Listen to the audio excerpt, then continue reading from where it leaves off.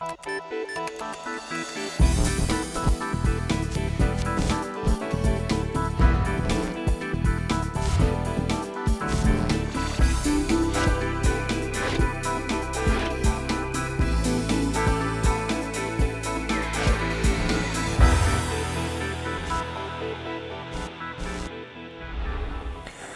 to Edge TV. I'm Nathan Brown. It's great to have you with us.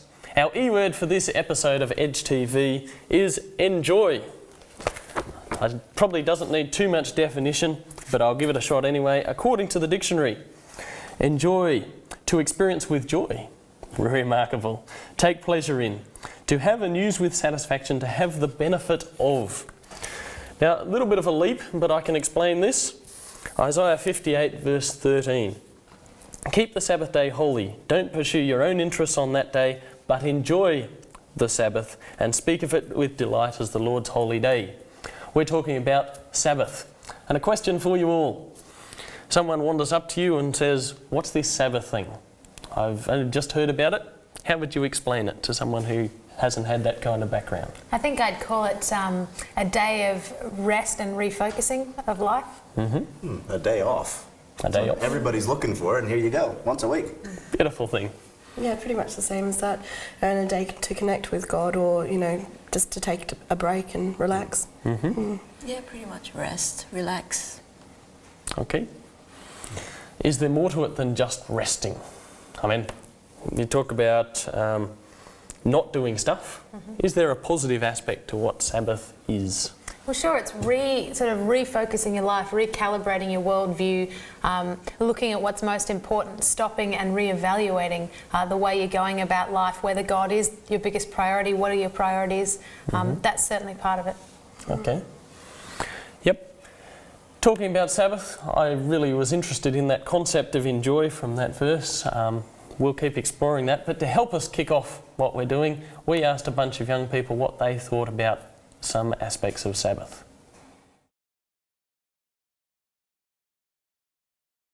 Well, the first thing I think of when I hear Sabbath is weekend. You gotta love the weekend. You spend all week at school and then hooray, you got Saturday, go to church, awesome. So I gotta think of the weekend and spending time with God. The weekend. I definitely think of long car trips because my church is about half an hour away, so you spend an hour just driving to and from. But yeah, it's very relaxing and it's nice. Probably the fellowship. I love spending time with my mates and getting to know God more and more every Sabbath. That's probably the main thing. Yeah, it is good to see all your friends because I have a lot of friends that I don't see at school every day, and you see them at church and you say hi, and it's also really nice just to have a day that you don't have to do anything and you can just stop. Sabbath to me is very important because God rested on the seventh day, and it shows that God wanted us to rest and have a break. And we need it physically. You need to have at least one day of rest a week, or else, as I say, you're going to be stuffed. I think it's a perfect time just to relax and fellowship with God and your friends, and to get to know more about the person that created you and that let his son die for you. So I think it's excellent. Thanks for those perspectives on Sabbath, and with some other thinking, some ideas that we prepared earlier. Adele. Oh yeah, I was thinking with the episode word of the week being enjoy, I was also thinking, there's a lot of times when we felt like we've had to endure the Sabbath rather than enjoy it. Particularly when you're little and you're waiting for sunset so you can watch TV or something like that. Or you go to the beach but there's strictly no swimming. You can paddle but no swimming. And I think some people carry that attitude on into later in life, and that can really impact on whether they're able to enjoy and appreciate the Sabbath. And if they see it as a celebration of renewal and spiritual and physical connection with God, God and others, and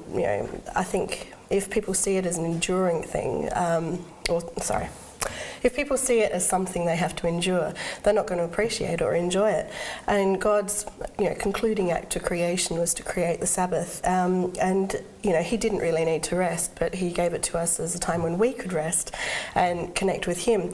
And I think Sabbath can be pretty busy, particularly if you're a pastor or a pastor's family, that can be pretty hectic. But there's still also a lot of refreshment to be had by connecting with other people with similar beliefs. Cool. Well, you've reflected on some of the aspects of, and most of us on the panel have grown up with Sabbath. Something that we were taught to do as youngsters, and sometimes that was positive and sometimes it was not so positive, especially before we understood it and some of those kind of things. Melody, you grew up not knowing anything about Sabbath, and it's something that you got to know about sometime later. How has that impacted your life and your appreciation of Sabbath? And why did you choose Sabbath, I guess? First knew about the Sabbath when I was in high school, so it was a good excuse not to study. Yeah, fair enough. But yeah, well, besides that, of course, it's actually a really good reason just to rest. Previously, when I was in high school and stuff like that, it was on Saturdays, it's basically going to school or going for extracurricular activities or studying for your exams, or it was a lot of go, and there really wasn't a time to relax. Sundays is study again or something like that. And so being able to just have the Sabbath as a legitimate reason to sit down, to relax, to just reconnect with yourself, with God, and not to have to worry that, I have to chase after this exam, I have to score good points, and just not being able to worry about anything else about life, but just to relax and calm down. That was really good. So you can see the lifestyle benefits. Oh yes. Fair enough. I really like to think of Sabbath as a day you don't have to do that stuff. All through the week you're pushed to do these things, and so you can look at some of these things that we spend so much time with and say, well, today I don't have to. That's pretty cool. We've got a lot more to explore on this topic, but first let's check a silly answer with Scott. Is it lawful to swim on the Sabbath? The argument in favour of swimming on Sabbath has gathered buoyancy in recent years, but people can still be found rowing over the issue. The little-known Book of Nemo, which for some reason didn't make it into the Bible, has 10 swimmandments. This most likely explains where the regulations for sacred swimming have come from, as the Bible isn't specific in specifically specifying any specifications. The 10 commandments are as follows. Thou canst enter the water if the temperature is above 30 degrees Celsius, but only up to thy ankles. Thou can enter the water if the temperature is above 35 degrees Celsius, but only up to the knees. Thou can enter water if the temperature is above 40 degrees, but only up to the waist. Thou can enter the water if the temperature is above 45 degrees, but only up to thy neck. Thou canst swim to save thyself if thou accidentally falleth into a lake, ocean, river, or wall of water.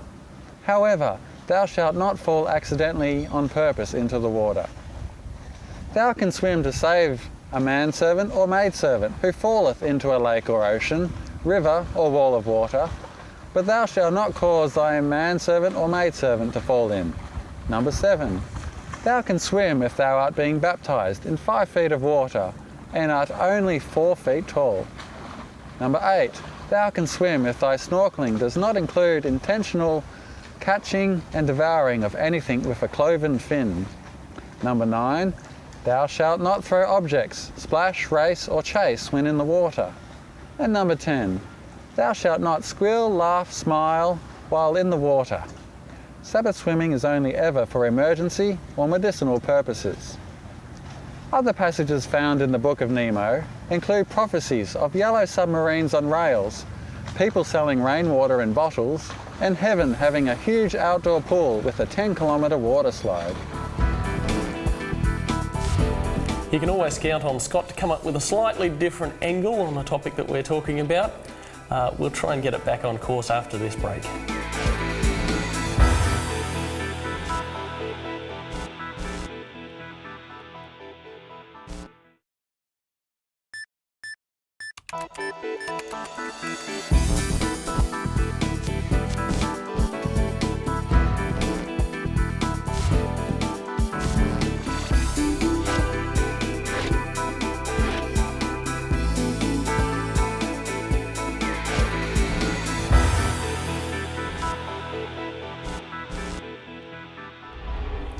You're on Edge TV. We're talking about Sabbath. It's the Enjoy episode of Edge TV, and it's great to have you with us. Now, in recent years, a number of us have picked up some various things, and it's something that we're observing is that there seems to be a renewed interest in the concept of Sabbath. Tell us about what you've seen. Yeah, it seems like the word Sabbath is coming into usage again. I was listening to Talkback Radio, which is, in Melbourne anyway, it's typically for the older demographic. And I was driving across the city, so I was listening to it between 4 and 5 in the afternoon, and they were talking about the stress of daily life and being so busy and constantly going. And they had an expert on there who'd just written a book.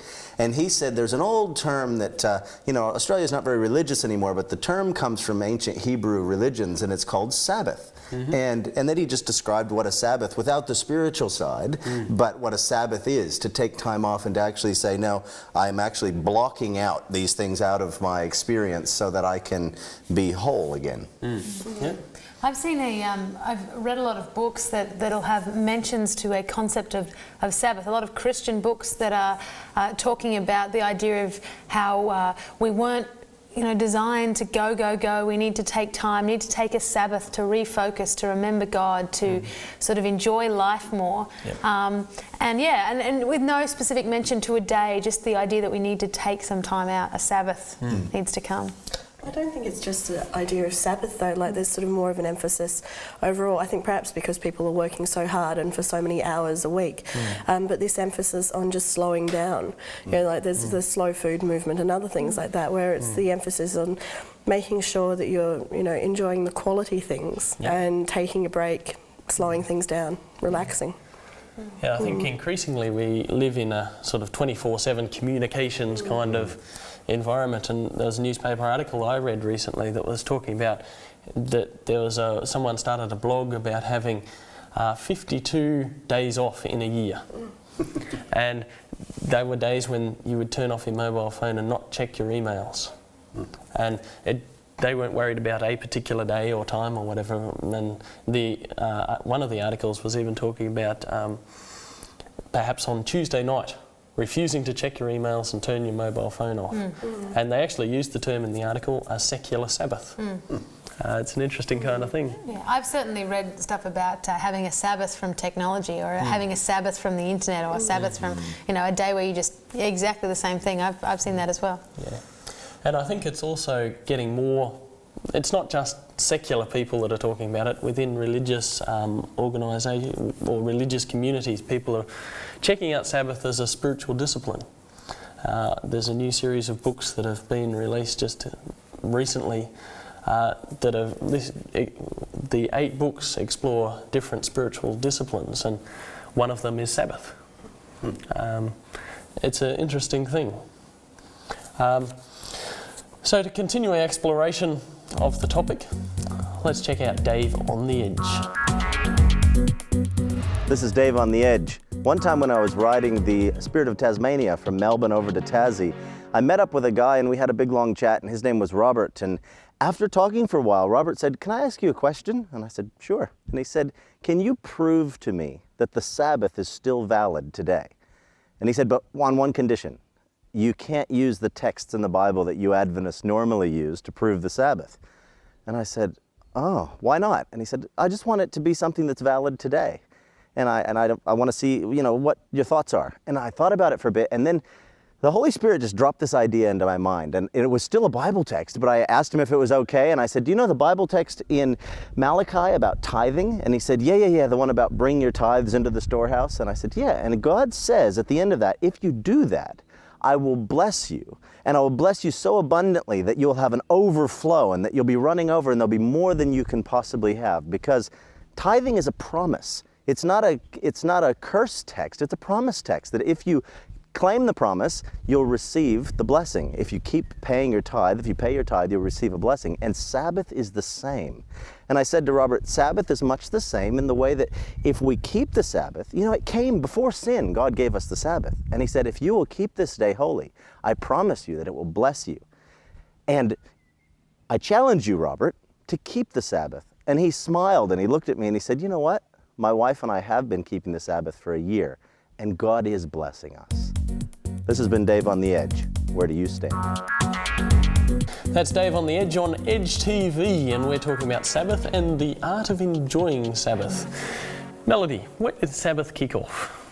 I guess the first mention of it in terms of the principle would be from the Bible, like in the very, very beginning of the Bible, where God created in 6 days and on the seventh day he rested. So it's a part of, to me that suggests that it's an integral part of what it means to live a good life in the world. Part of our creative nature. Take a break when you've done something 6 days worth. Have a rest. Fair enough. And enjoy it and appreciate it. Yeah. There must be an element of that to even God resting, is sit back and just look at what I've done. That's kind of cool. Enjoy, yeah. Yeah. We sent Clancy out to explore a little more of this topic. This is our regular Bible columnist, Clancy Rogers on Edge TV.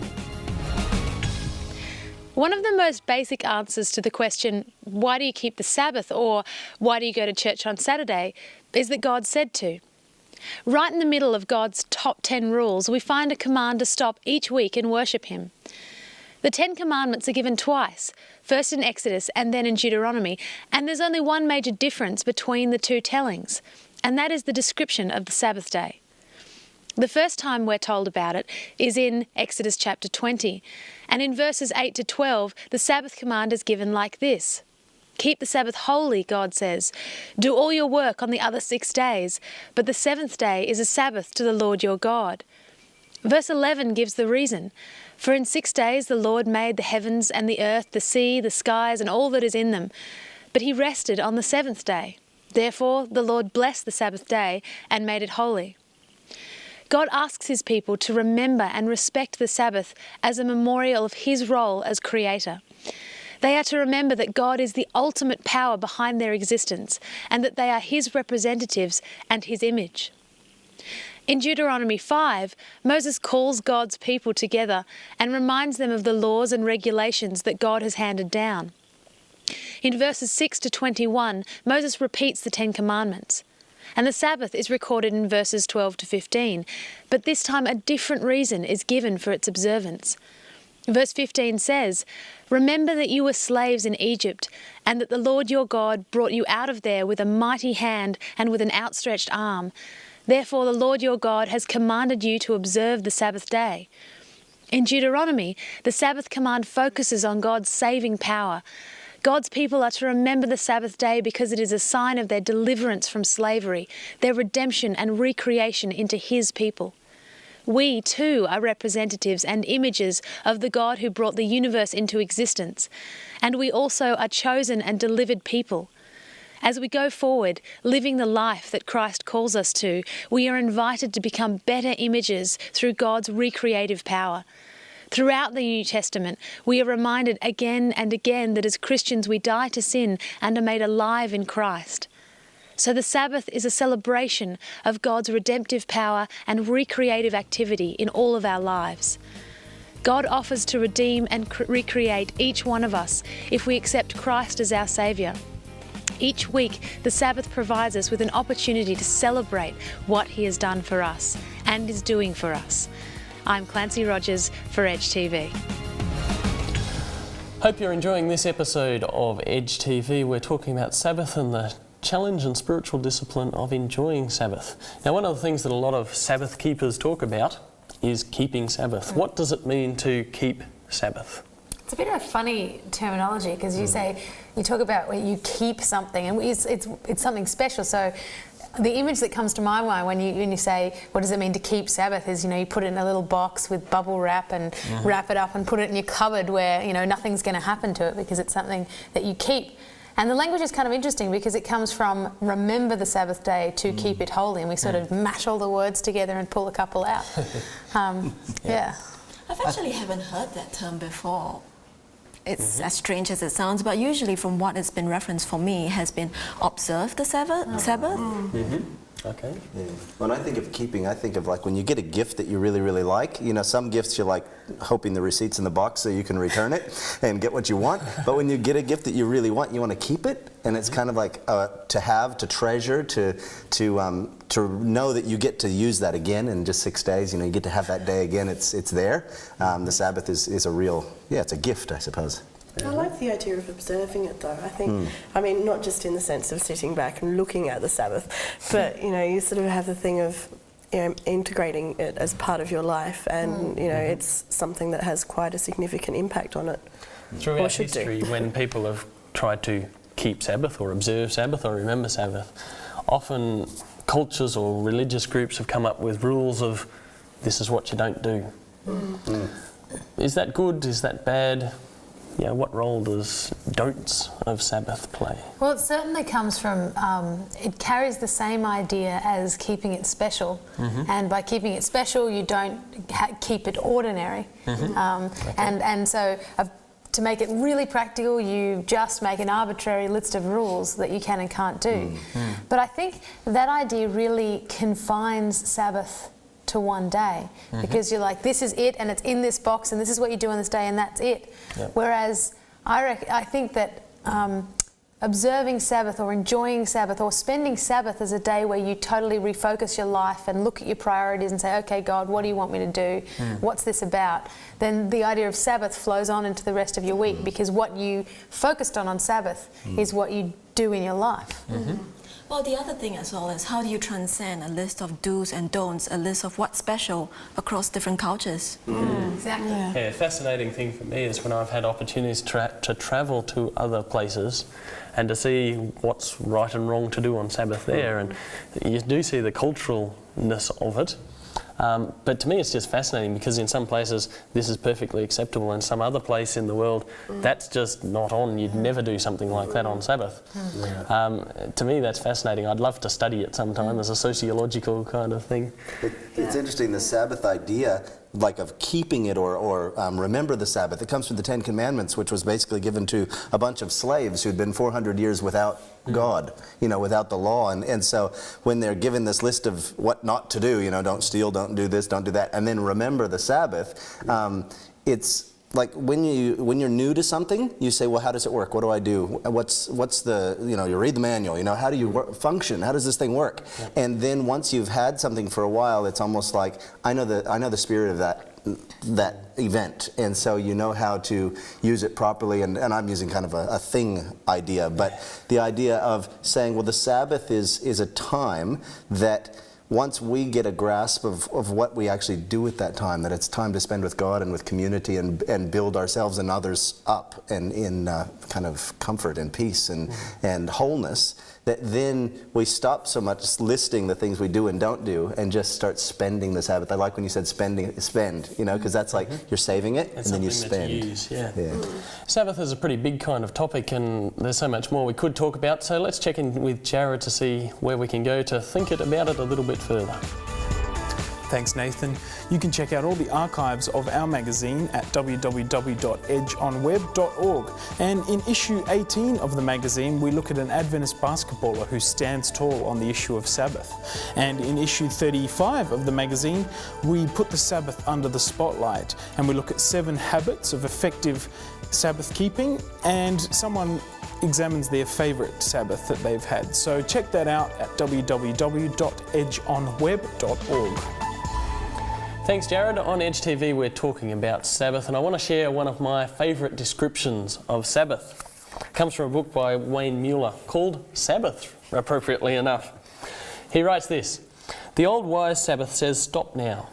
As the sun touches the horizon, take the hand off the plough, put down the phone, let the pen rest on the paper. Turn off the computer, leave the mop in the bucket and the car in the drive. There is no room for negotiation, no time to be seduced by the urgency of our responsibilities. We stop because there are forces larger than we that take care of the universe.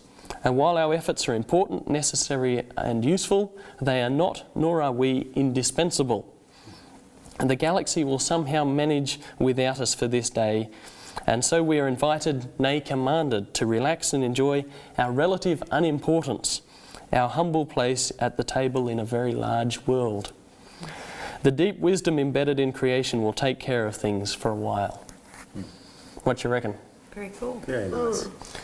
I really like that description as just something that has an impact on how we see ourselves in the world, where we fit in the universe, and that God runs the world. That's His world, His universe. and that Sabbath is one of those times every week when we can just stop and remember that. To me, Sabbath is such a powerful thing as far as reminding ourselves of what's most important for every other day of the week. And I think when we get Sabbath in perspective, then we can get the rest of our lives in perspective, and at its best, to me, that's what Sabbath is about. It's a very cool kind of thing. Thank you for being with us on Edge TV. Remember, believe in Christ, live the life, and I'd recommend Sabbath as one way of doing that. Catch us next time on Edge TV.